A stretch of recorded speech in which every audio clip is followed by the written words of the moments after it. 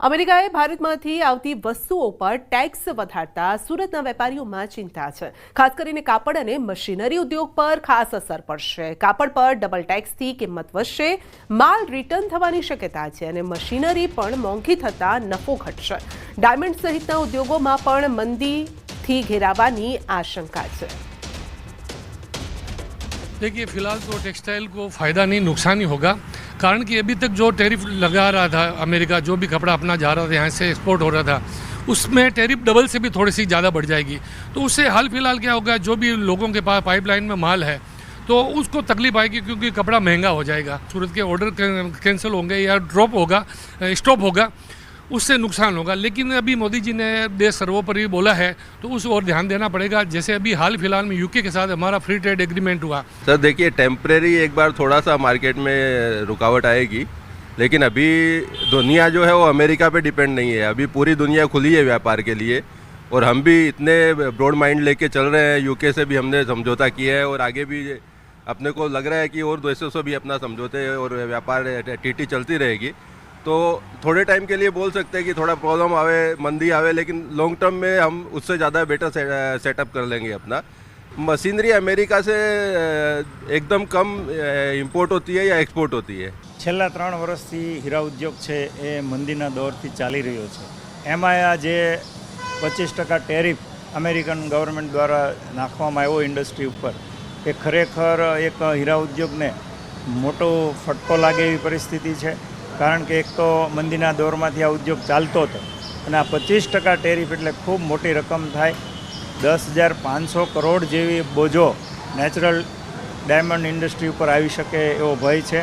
આ 25% ટેરિફ લગાડવાથી 3 વર્ષથી જે હીરા ઉદ્યોગ મંદીમાં ચાલતો હતો એ આમાંથી કોઈ પોઝિટિવ ન્યૂઝ લઈને આ મંદીમાંથી બહાર કાઢવાના અમે જે આશાઓ સેવી રહ્યા હતા એ હમણાં હાલ તુરંત તો એમાં અમને નેગેટિવ દેખાઈ રહ્યું છે। ખાસ કરીને જેમ્સ એન્ડ જ્વેલરી સેક્ટર ઉપર અત્યારે એની અસર જોવા મળશે, પરંતુ ઇન્ડસ્ટ્રીને અપેક્ષાઓ ભારત સરકાર પાસે ઘણી છે અને અમને ખાતરી એ પણ છે કે ભારતના યશસ્વી વડાપ્રધાન શ્રી નરેન્દ્રભાઈ મોદી જે પ્રમાણે ફ્રી ટ્રેડ એગ્રીમેન્ટ સમગ્ર વિશ્વના અલગ અલગ દેશો સાથે કરી રહ્યા છે, એ જ પ્રમાણે અમેરિકા સાથે પણ જે પ્રમાણે વાટાઘાટો ચાલુ છે, ફ્રી ટ્રેડ એગ્રીમેન્ટમાં પણ કંઈક આવતા દિવસોમાં પોઝિટિવ રિઝલ્ટ જોવા મળશે એવી અપેક્ષા સમગ્ર ઇન્ડસ્ટ્રી અત્યારે રાખી રહી છે। રાજકોટ જિલ્લાના ધોરાજીના પાટણ વાવ ખાતે જીવજંતુના આતંકથી લોકોમાં ભય ફેલાયો છે અને આ ઝેરીલું જંતુ અત્યાર સુધીમાં 5 લોકોને કરડ્યું છે અને જેમાં 2 લોકોના મોત થયા છે, જ્યારે કે અન્ય 3 લોકો સારવાર લઈ રહ્યા છે। આ ઝેરી જીવજંતુના આતંકથી આરોગ્ય વિભાગ, પશુપાલન વિભાગ અને ફોરેસ્ટ વિભાગ પણ દોડતું થયું છે। મેલેરિયા મચ્છરના નિષ્ણાતોની ટીમ પણ પાટણ વાવ પહોંચી દવાનો છંટકાવ કર્યો છે અને હવે સર્વે હાથ ધરાયો છે। હાલ એક આધેડને રાજકોટ સરકારી હોસ્પિટલ સર્જરી વિભાગમાં કેસ કલ્ચર માટે મોકલવામાં આવ્યો છે અને આ જંતુ પગમાં કરડવાથી અલ્સર થાય છે તો ફૂલીને રસી પણ થાય છે। મારા ભાઈ જો ઘરે બેઠા હતા, જીવડો કઈડો, બજારે ગયા હતા, હોજીન દડો થઈ ગયો અને એમાં મહિના રસી ભરાવા, તો તાત્કાલિક એને દવાખાને લઈ ગયા, ઇન્જેક્શન દીધું, તો વધવા માંડ્યું, કિડની લગી પૂગી ગયું। તો હવે છે ને એને સારવાર માટે રાજકોટ લઈ ગયા છે। ઓપરેશન આવ્યું, ઉપલેટા કરાવ્યું, ડ્રેસિંગ કરાવતા હતા, તો આરોગ્ય કેન્દ્ર વાળા આવીને કે તમે રાજકોટ લઈ જવાના કે જીવડું કઈડું છે, એ પગ થઈ ગયો ધફા જેવો, એ બીજે દિવસ બહુ હોજો આવી ગયો, પછી તાત્કાલિક ગયા ઉપલેટા, ચેપો મળ્યો દલસાણીયામાં।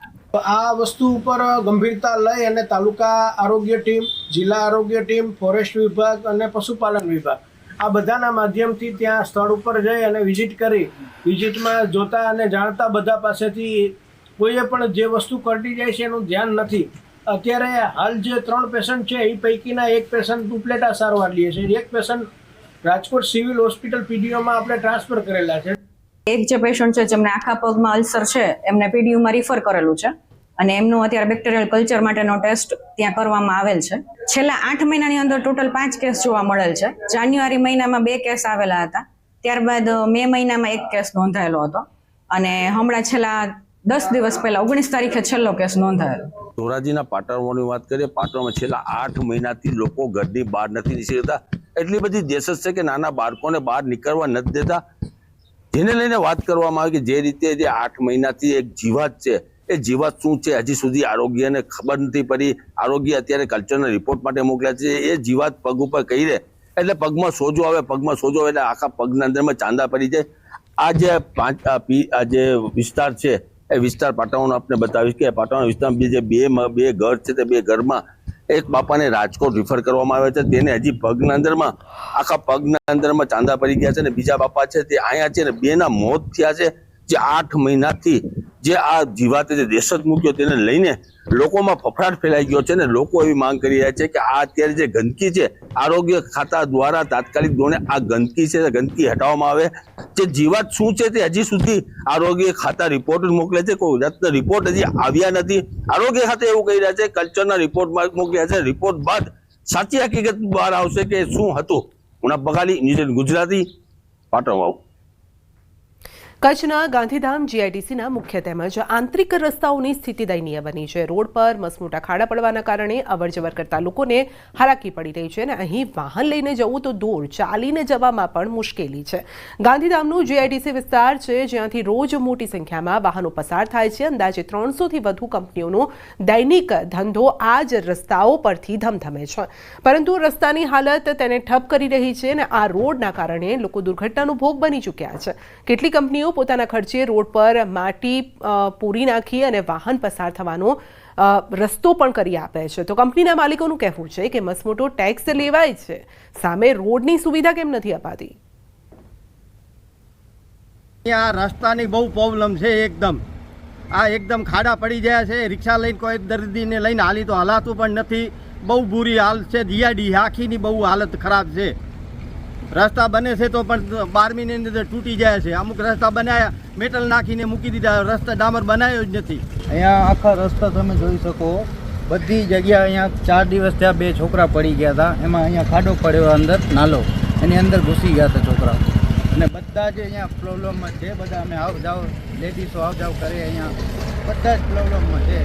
અહીંયા હર વર્ષે આવા તકલીફ હોય જ છે. અહીંયા હમણાં છેલ્લા 1 વર્ષથી તો ખાડા 5 ફૂટ ખોદીને રાખી દીધા છે, તે પછી કોઈ આવ્યું નથી. તો ગૌતમવાળાએ 60 ટ્રેક્ટર મલમો નાખી અને માણસ કે ગાડી હાલે એવો રસ્તો કર્યો ને કે આ પોઝિશન 5 ફૂટ ખાડો ઊંડો હતો અને ઓલા વર્ષે તો પાણી હાલતું હતું તો માણસ આમાં આડા નહોતા ઉતરી શકતા, એવી પોઝિશન છે. तो लगभग 20 साल से इधर वर्क कर रहा हूँ और भी कंटिन्यू यहाँ पे जो है 5 साल से हूँ और ये रोड का कंडीशन बहुत ही ख़राब है. अब तो महानगर पालिका आ गया है, इसको तो और बढ़िया होना चाहिए, लेकिन ये भी जो मिट्टी है ये मिट्टी मैं अपने पैसे से डाल के इसको रिपेयर करवाया हूँ और कंपनी कोई जो है ध्यान नहीं दे रही है. रोड बनाने वाली आई भी तो वो कैसा रोड बना के गया वो पता नहीं, बट हमारे यहाँ तो नहीं बना. અહીંયા સમજવિત વિસ્તાર છે, ત્યાંના માણસો પણ પરેશાન છે. એને પાણીમાં મચ્છરોના લીધે તેને બીમારી થાય છે, નથી પાણી પીવાનું મળતું અને આ પાણીથી એને મચ્છરોથી બીમાર થાય છે. તો રસ્તા ખરાબ છે જેના કારણે લોકોને મુશ્કેલી નડી રહી છે અને લોકો કહી રહ્યા છે કે ટેક્સ વસૂલાય છે તો પછી રસ્તા કેમ એ પ્રકારે નથી બનાવાતા. સુરતમાં જર્જરિત બિલ્ડિંગમાં